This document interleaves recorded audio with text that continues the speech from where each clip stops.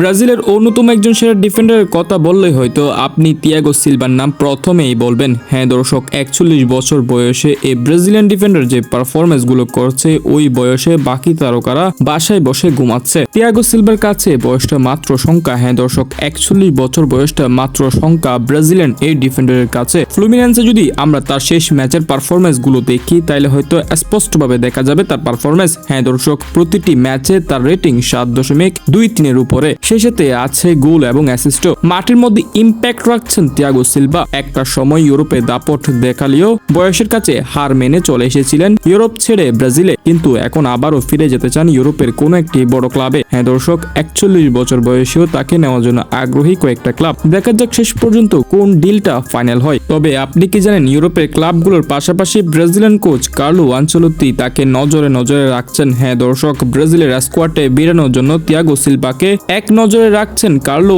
Ancelotti. কারণ coach Carlo Ancelotti নিজেই জানেন বিশ্বকাপ এমন একটা টুর্নামেন্ট যেখানে শুধু পারফরমেন্স নয়, লাগে এক্সপেরিয়েন্সও, যেটা তিয়াগো সিলভার কাছে আছে। সেই সাথে পারফরমেন্সও আছে তিয়াগো সিলভার কাছে। এমনকি তিয়াগো সিলভা বিশ্বকাপে দুটি টুর্নামেন্টে সেরা একাদশে জায়গা পেয়েছিলেন, অথচ ওই দুটি বিশ্বকাপে ব্রাজিল ফাইনালে উঠতে পারেনি। এবার চিন্তা করে দেখুন তিয়াগো সিলভার পারফরমেন্সটা কিরকম দাঁড়ালো। 41 বছর বয়সে তিনি যা দেখাচ্ছেন তা সত্যি অবিশ্বাস্য। তাকে এখন ইউরোপের ক্লাব অফার দিচ্ছে। আশা করি কয়েকদিনের মধ্যে তিনি ইউরোপে পাড়ি জমাবেন। এরপর তার ঠিকানা হবে ব্রাজিলের হলুদ জার্সিতে। সামনে বিশ্বকাপ, তাকে নিয়ে পরিকল্পনা করছেন কার্লো আনচেলত্তি। আশা করি আমাদের আশা ভরসার প্রতীক জ্বালাবেন কার্লো এবং তাকে খুব শীঘ্রই ব্রাজিল দলে আনবেন। সেই সাথে নেইমারের পাশে দাঁড়িয়ে সেও সহায়তা করবে ব্রাজিলকে ষষ্ঠ বিশ্বকাপ জয়লাভ করতে।